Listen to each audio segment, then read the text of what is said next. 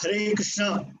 Welcome everyone to this session of the 108 important slokas of the Bhagavad Gita. Today we are looking at chapter 4. We will look at the first two slokas of chapter 4 of Bhagavad Gita. Om Namo Bhagavate Vasudevaya. Om Namo Bhagavate Vasudevaya. Om Namo Bhagavate Vasudevaya. Narayanam Namaskritya Naram Chaiva Narottamam Devim Saraswatim Vyasam Tatho Jayamudire Nashta Prayeshu Bhadreshu Nityam Bhagavata Sevaya Bhagavat Uttama Shloke Bhaktir Bhavati Naishtiki Mukam Karoti Vachalam Bangam Lankhayate Girim Yat Kripatamaham Mande Sri Gurudhiratarinam Paramananda Madhavam Sri Chaitanya Iswaram. Hare Krishna. So, chapter 4 of the Bhagavad Gita is entitled Transcendental Knowledge. And transcendental knowledge is actually the spiritual knowledge of Atma and Ishvara. And that relationship is very purifying and also is the cause of liberation. And that knowledge is actually the fruit of selfless devotional action, Srila Prabhupada says. And also in chapter 4, the Lord is explaining the history of the Bhagavad Gita and the purpose of the Lord's descent and the significance of the Lord's descent to the material world. Chapter 4 also speaks about the necessity of approaching a guru or a realized teacher. So this is in a nutshell chapter 4. And there are several important slokas in chapter 4, of which today we are looking at the first two, and if time permits, we can also look at the third sloka. So, sloka 1, chapter 4, Sri.Govardhana Vacha Imam Vivasvate Yogam Proktavanaham Avyayam Vivasvan Manave Praha Manorikshvaka Vebravit. Translation. The personality of Godhead, Lord Sri Krishna said, I instructed this imperishable science of yoga to Sun God, Vivaswan. And Vivaswan instructed it to Manu, the father of mankind. And Manu, in turn, instructed it to Ikshvaku. Purport by Srila Prabhupada Jai. Herein we find the history of the Bhagavad Gita traced from a remote time when it was delivered to the royal order of all planets, beginning from the sun planet. The kings of all planets are especially meant for the protection of the inhabitants, and therefore the royal order should understand the science of Bhagavad Gita in order to be able to rule the citizens and protect them from material bondage to lust. Human life is meant for cultivation of spiritual knowledge in eternal relationship with the Supreme Personality of Godhead. And the executive heads of all states and all planets are obliged to impart this lesson to the citizens by education, culture, and devotion. In other words, executive heads of all states are intended to spread the science of Krishna consciousness so that the people may take advantage of this great science and pursue a successful path, utilizing the opportunity of the human form of life. In this millennium, the sun god is known as Vivaswan, the king of the sun, which is the origin of all planets within the solar system. In the Brahma Samhita, it is stated, Yakchakshuresha Savita Sakala Grahana Raja Samasta Suramurti Rashesha Teja Yasya Ajnaya Brahmati Sampratakala Chakro Govindamadi Purusham Tamaham Bhajami. Lord Brahma said, let me worship the Supreme Personality of Godhead Govinda, Krishna, who is the original person and under whose order the sun, which is the king of all planets, is assuming immense power and heat. The sun represents the eye of the Lord and traverses its orbit in obedience of his order. The sun is the king of the planets, and the sun god, at present of the name Vivaswan, rules the sun planet, which is controlling all the other planets by supplying heat and light. He is rotating under the order of Krishna, and Lord Krishna originally made Vivaswan his first disciple to understand the science of Bhagavad Gita. The Gita is not, therefore, a speculative treatise for the insignificant mundane scholar, but is a standard book of knowledge coming down from time immemorial. In Mahabharata Shanti Parva, we can trace out the history of Gita as follows. Treta yugadau chatato vivaswan manave dadau manascha loka bhrityartham sutaye kshwakave dadau vikshwakuna chakatito vyapya lokan avastitaha. In the beginning of the millennium known as Treta Yuga, the science of relationship with the Supreme was delivered by Vivaswan to Manu. Manu, being the father of mankind, gave it to his son Ikshwaku, the king of this earth planet and forefather of the Raghu dynasty, in which Lord Ramachandra appeared. Therefore, the Bhagavad Gita existed in the human society from the time of Maharaj Ikshwaku. At the present moment, we have just passed through 5,000 years of Kali Yuga, which lasts 4,32,000 years. Before this, there was Dwapara Yuga, 8 lakh years, and before that, there was Treta Yuga, 12 lakh years. Thus, some 20 lakh 5,000 years ago, Manu spoke the Bhagavad Gita to his disciple and son Maharaja Ikshwaku, the king of this planet Earth.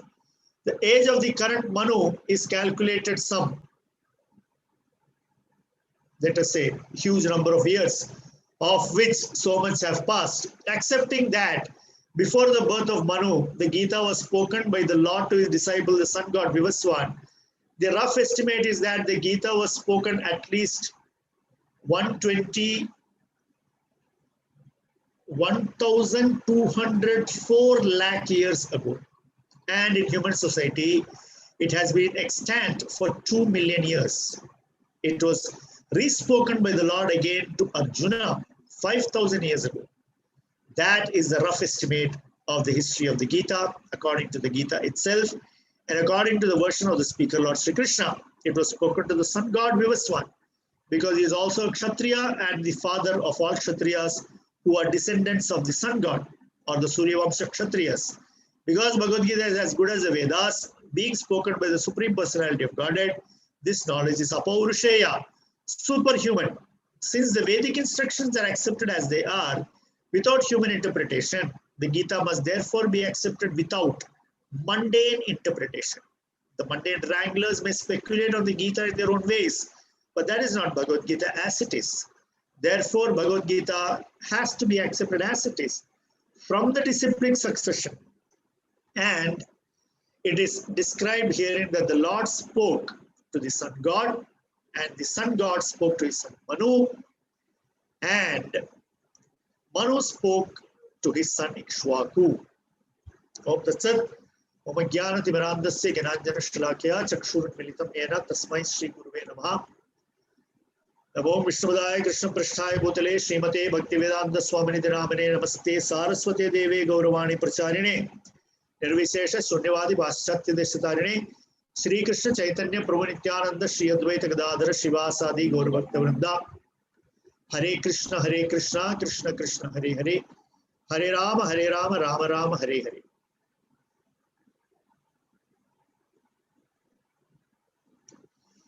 Evam parampara praptam imam rajashayo viduhu sakala neha mahata yogo nashta parantapa. Krishna continues. This supreme science was thus received through the chain of disciplic succession, and the saintly kings understood it that way. But in course of time, the succession was broken, and therefore the science as it is appears to be lost. So, two things. One, Krishna begins by saying that this yoga, Imam Vivasvate Yogam, Yogam, Prabhupada translates as the science of one's relationship to the Supreme.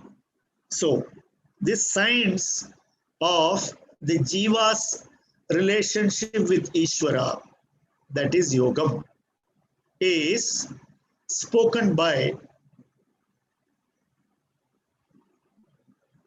the Supreme Lord to Vivaswan. Vivaswan is the Surya Deva of this particular Kalpa.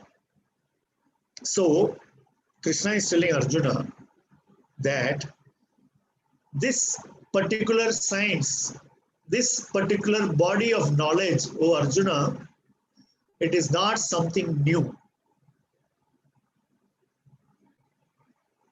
This is actually spoken by Krishna not only for Arjuna's understanding. We need not think that Arjuna had a doubt, whether this was some new knowledge or this was already existing knowledge. No, this knowledge, Krishna says, is actually from the beginning of the millennium, when it was spoken to Vivaswan, who spoke to Manu. Manu, as we know, is the progenitor of all Manushya.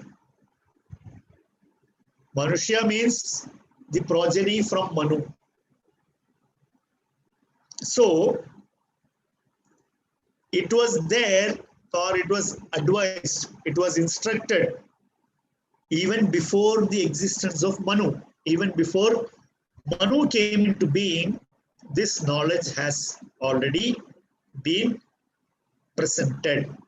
Or historically, the knowledge that is given in the Bhagavad Gita is older than Manu himself.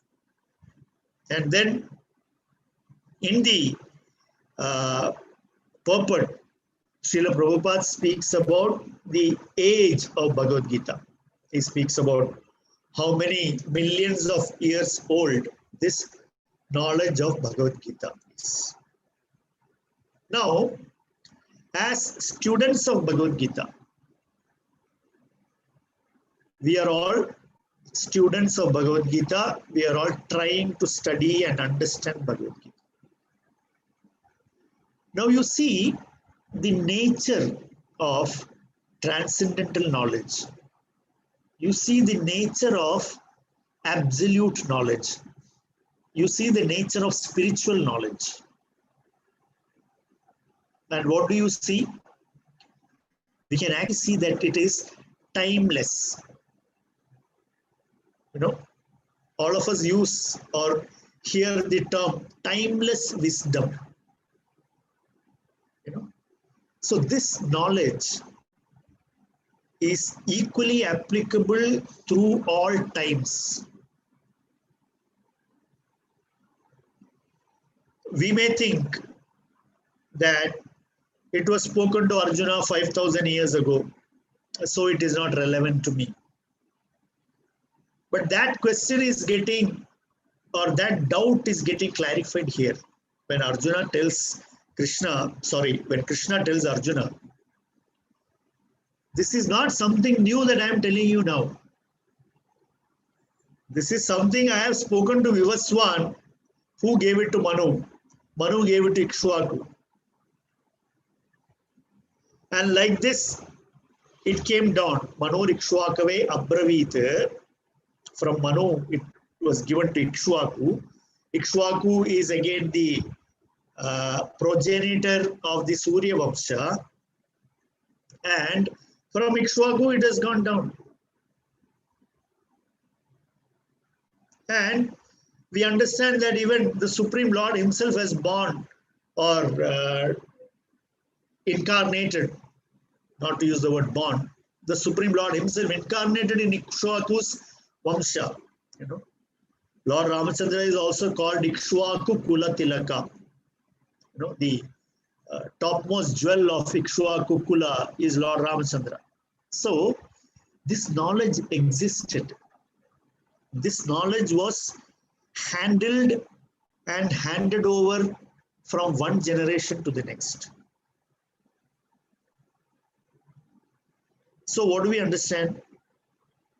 Whatever time period it may be Kali Yuga, Dwapara Yuga, Treta Yuga, Satya Yuga, the transcendental knowledge, the yogam, what Prabhupada translates as, Prabhupada's translations are very, very beautiful, we must understand. The science of our relationship with the Supreme Lord, that is this knowledge. And this science and this knowledge always remains true.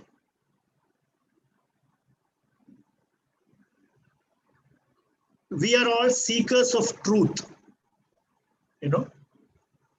Actually, the entire Upanishadic way of study is seeking the truth.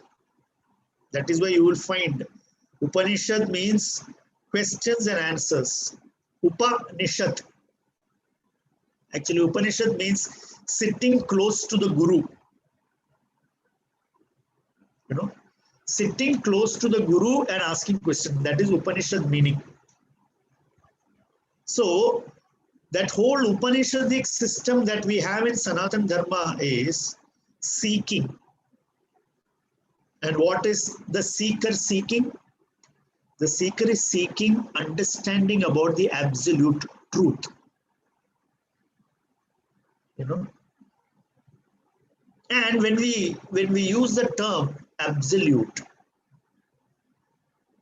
and truth, we must know that it is unchangeable.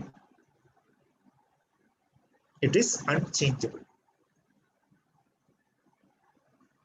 That is why we see and say that Surya Narayana is Pratyaksha Deva.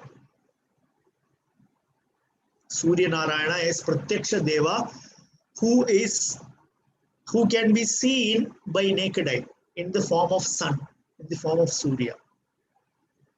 And that is one manifestation of truth that we can see in the material world. Why? The sun will rise every day.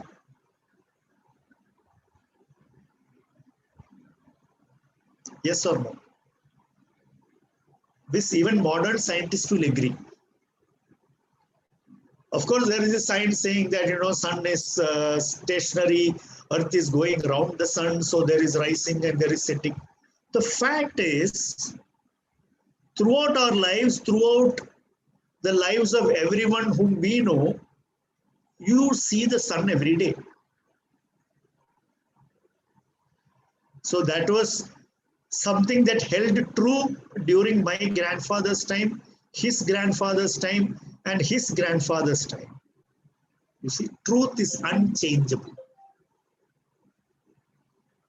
So, sun is true because you can always see him, never change.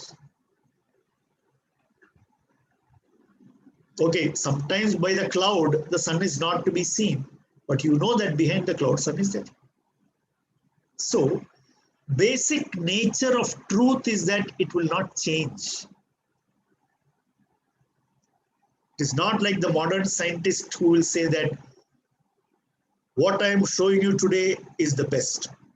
And then tomorrow he will say, sorry, I improved upon it. What I am showing you today is better than the best. Keep on changing. That is not the nature of truth. Nature of truth is that it doesn't change. So, that is the nature of transcendental knowledge, which Prabhupada says is being spoken by the Supreme Personality of Godhead, and it is called Apaurusheya. This timeless knowledge is Apaurusheya. Means it is not knowledge that is concocted by some material intelligence. Rather, this knowledge is emanating directly from the Supreme Personality of Godhead. That is what makes this knowledge most invaluable. It doesn't change. It holds true throughout the existence of time and even beyond. Even when the entire Srishti, even when the entire Prapancha becomes unmanifest, goes into the unmanifest state, and the entire thing is withdrawn into the Purusha, still the principles of the Gita will hold true. And when the entire creation becomes prakat again, when again the universes come out of the pores of Karnodakshaya Vishnu, the same truth holds good then also. So, if somebody is asking us, or there are some so-called Pandits, experts, they will say that, the Upanishadic language is, say, 12,000 years old. And so-and-so's language is, say, 4,000 years old. Prabhupada writes that actually what we see here, what is there contained in the Bhagavad Gita, is not for some mundane mental speculator to speculate upon and say that it is like this, it is like that. No.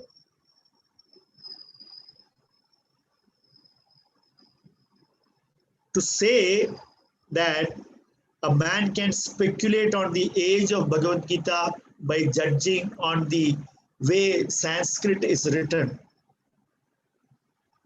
is complete nonsense. Because there is no Sanskritist alive in this world who can judge the age of the book by reading the Sanskrit. Yes, they can say that in the last 100 years, the style of writing Sanskrit is like this. That's all they can say. Because their body of research is only at best 500 years old. So who are they to judge beyond that 500 years? But simply these so-called Pandits assume, that I am a Pandit. There are so many Indic scholars, they call themselves Indologists. They will say, we are the authority on all these things. But we should very clearly understand that none of these so-called scholars are an authority on this. The ultimate authority of the Bhagavad Gita is the Supreme Personality of God. And as Srila Prabhupada says time and again, unless it is accepted as the words that is emanating from the lotus mouth of the Supreme Personality of Godhead, only then the actual value of Bhagavad Gita can be realized by the reader or by the student. Not by approaching it with some speculation in my mind that it is spoken like this to establish this, it is spoken like this to establish that. No. It is spoken to give the understanding of what Srila Prabhupada says here, the relationship of the Jiva with the Supreme Personality of God. Imam vivasvate yogam proktavan aham. Krishna says proktavan aham. So Krishna is taking the responsibility. Krishna is taking the responsibility of aham. I spoke this. And what is it? Avyayam. This knowledge, O Arjuna, this yoga, this science is imperishable. That is why I said it will always hold true. Because it is avyayam. And why do we accept it as avyayam? Because It is spoken by Proktavan Aham. And who is that Aham? Sri Bhagavan Uvacha. Before the Aham it comes. When Vyasadeva is writing this narration, he says, Sri Bhagavan Uvacha. Sri Bhagavan said what? Proktavan Aham. I spoke. So who spoke? Bhagavan. And who is that Bhagavan? In the context of Mahabharata, it is very, very clear. That is Bhagavan Sri Krishna. This is the proper way of understanding the science of Bhagavad Gita. And Prabhupada also says in the purport that it is the duty of all leaders to study the science and make sure that all their followers also study the science.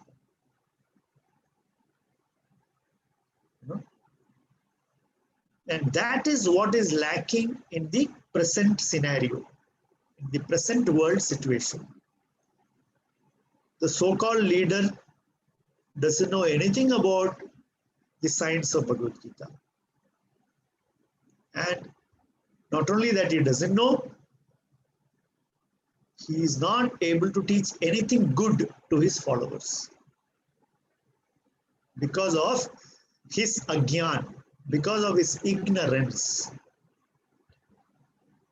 So Prabhupada is saying in the purport that it should be noted very clearly, very pertinently, that how it was handed over from one Rajarshi to the next. Prabhupada always speaks a lot on this word Rajarshi. Because generally there is this understanding that a king means who is very opulent and who is very materially minded because of opulence. Because that is what we see and that is what we experience and that is what our tendency is. If I get more opulence, my tendency is to engage more and more in material enjoyment.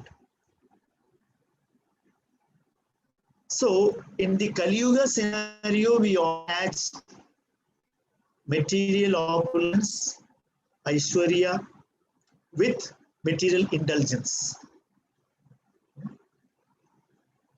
But the Raja Rishis, although they would be very materially opulent, they would dress very opulently, they will sit very opulently, they will live very opulently. But they were also rishis. They knew when to give it all up and how to show the example to the general public, how to follow dharma. And they themselves would follow dharma in order to make the people understand and for the common man to follow also.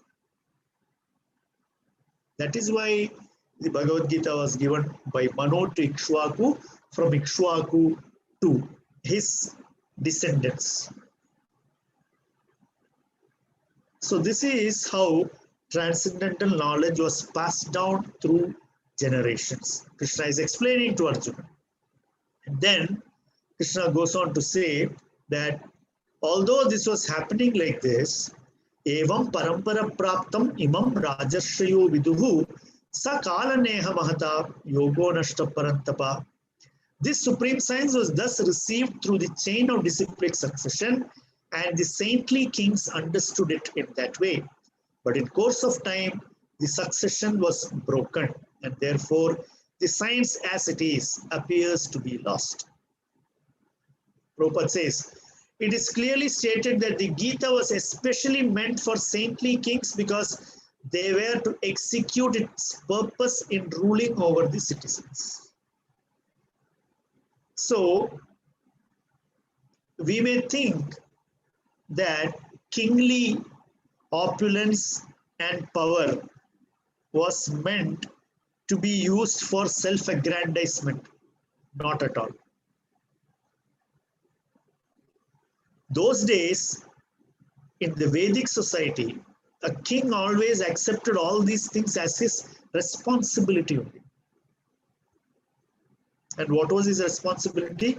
His responsibility was to ensure that every citizen is getting an opportunity to learn the science of his relationship with the Supreme Personality.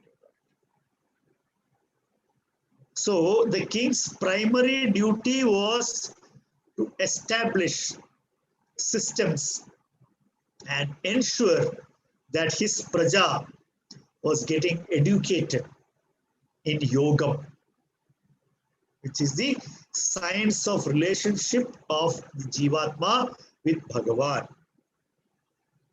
As soon as the original purpose was scattered by the motives of unscrupulous commentators, there arose the need to re-establish the disciplic succession. 5,000 years ago, it was detected by the Lord himself that the disciplic succession was broken, and therefore he declared that the purpose of the Gita appeared to be lost. See? So Prabhupada very clearly says, when unscrupulous commentators twist the purpose of the Bhagavad Gita, the Lord can identify that and he re-establishes it. 5,000 years ago, it was detected by the Lord himself that disciplic succession was broken, and therefore he declared that the purpose of Gita appeared to be lost. In the same way, at the present moment also, there are so many editions of the Gita, especially in English, but almost all of them are not according to authorized disciplic succession. There are innumerable interpretations rendered by different mundane scholars, but almost all of them do not accept the Supreme Personality of Godhead Krishna, although they make a good business on the words of Sri Krishna. So, this is another very pertinent point about understanding the Bhagavad Gita. It is not, as the Mayavadis say, the study is required until the period you realize that you are Paramatma. This type of study is very, very detrimental to our spiritual life. So, we must study the Bhagavad Gita and we must study it properly. Because if we do not hear from the right source, and currently we have innumerable resources. We have innumerable resources to hear about the Bhagavad Gita. But Srila Prabhupada says, almost all of them do not accept Krishna as the Supreme Personality of Godhead. Prabhupada repeatedly uses this phrase, Supreme Personality of Godhead. Such a phrase is hardly used by anybody other than Srila Prabhupada. Because Prabhupada was very particular that Krishna's supremacy must be established. Krishna's personality must be established. And Godhead, like we say, fountainhead of everything. It means that is the source from which everything emanates. So Krishna is that source from which even all the Ishwaras are emanating. When we speak about Krishna being the Sarvalokeshwara, when Bhaktivinoda Thakur sings about Krishna being the Sarveshwareshwara,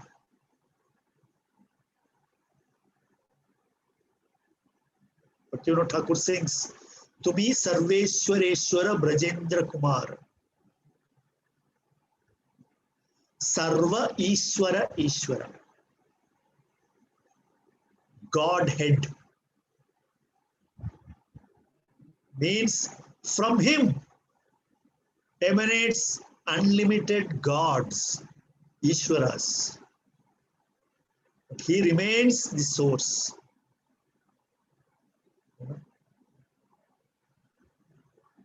As explained in Brahma Samhita, like how innumerable lights are lit from the original lamp. So Godhead, supreme, there is nobody above or equal. So Prabhupada is establishing that Asamordhva principle from the Upanishads when he uses that term supreme. The Upanishadic term is Asamordhva, Asama Urdhva. Nobody equal, nobody above. Supreme. And then Prabhupada also always uses personality. Why? Because we should always remember and understand that this is Krishna, the person. It is not Krishna, the all-pervading, Krishna, the all-knowledge, Krishna, the all-power. All these are impersonal adjectives towards Krishna. So we must always use Krishna, the most beautiful person, Krishna, the most knowledgeable person, Krishna, the most powerful person, because he is the supreme personality of Godhead. He is the source from whom everything emanates. So that Krishna, the supreme personality of Godhead, is again giving this knowledge to Arjuna, which is what we are studying in Bhagavad Gita. Why? Because Krishna says, Sakala Neha Mahata Yogo Nashta Parantapa. So, unscrupulous commentators giving innumerable interpretations are all simply a waste of time as far as the spiritual seeker is concerned. It may well suit the philosophical speculator to keep on speculating. Did he actually mean this or did he mean this? And there is no end to these kind of speculations. You can keep on speculating for thousands of janmas and you will never come to a conclusion. That is why Yudhishthira Maharaj says in the Mahabharata, he says, it is very difficult to understand the supreme truth because it is very confidential. Therefore, one must follow in the path traversed by great personalities.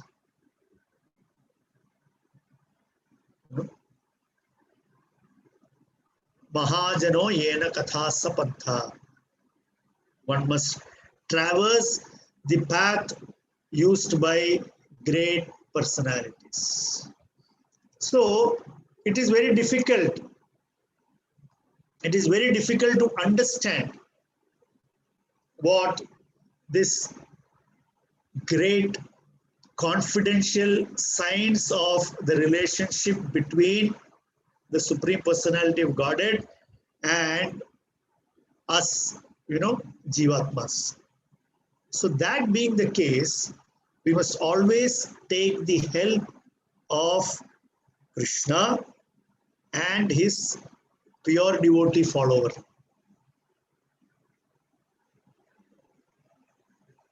Otherwise, that yogam will remain nashta only for us. We may have access to the Bhagavad Gita. Everybody has access to the Bhagavad Gita.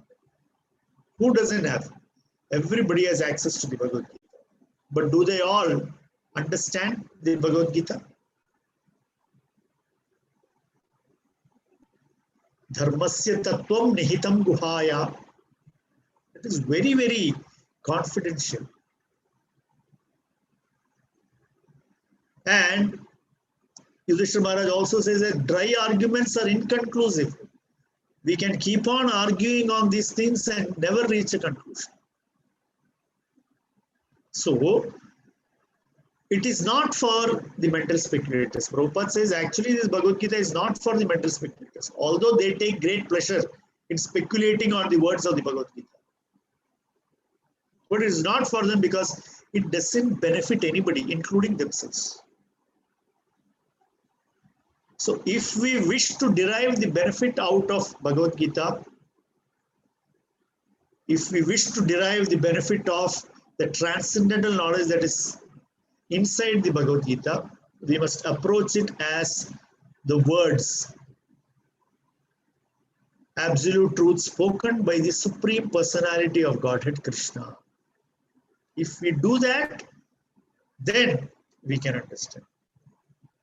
So Prabhupada says, this spirit is demoniac because demons do not believe in God, but simply enjoy the property of the Supreme. Since there is a great need of an edition of the Gita in English as it is received by the Parampara system, an attempt is made herewith to fulfill this great want. Bhagavad Gita, accepted as it is a great boon to humanity. But if it is accepted as a treatise of philosophical speculations, it is simply a waste of time. So Prabhupada gives his conclusion by saying that if you are simply looking at the Bhagavad Gita as a philosophical treatise, you are wasting your time. So what is the Bhagavad Gita? Bhagavad Gita is actually the transcendental knowledge that teaches us the science of the relationship between Jiva and Ishvara. Unless we look at Bhagavad Gita in that way, it will be a waste of time. So, the knowledge was lost. The Lord rekindled that knowledge and he reinstated the principles through the medium of Arjuna in the battlefield of Kurukshetra. Although this knowledge is timeless, this knowledge exists from time immemorial, Krishna is repeating it to Arjuna for all our benefit. For all our benefit, Krishna has given it. So we should make every effort, understand it in that way, so that we understand who we are, what our relationship with Krishna is, and having understood that relationship, what should we do about it? So these important things, if we are making an attempt to study and learn, we would definitely benefit from the study of Bhagavad Gita. Hare Krishna, Srila Prabhupada ki jai.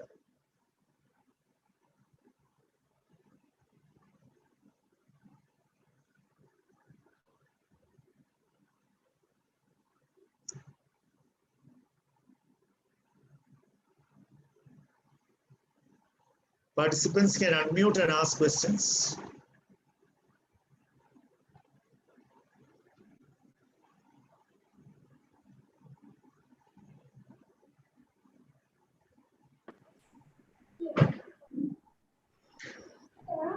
Hare Krishna, Prabhu, Danda Pranam. Hare Krishna.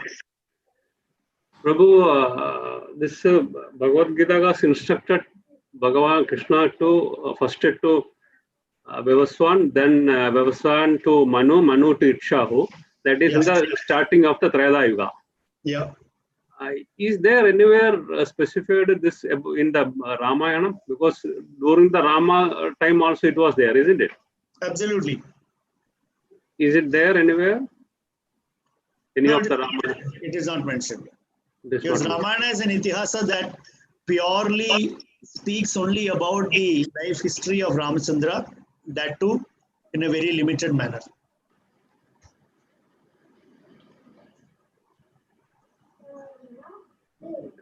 Although Lord Ramachandra ruled for so many thousands of years, the entire Ramayana history, we will find that it is only for a few years only Valmiki speaks about it.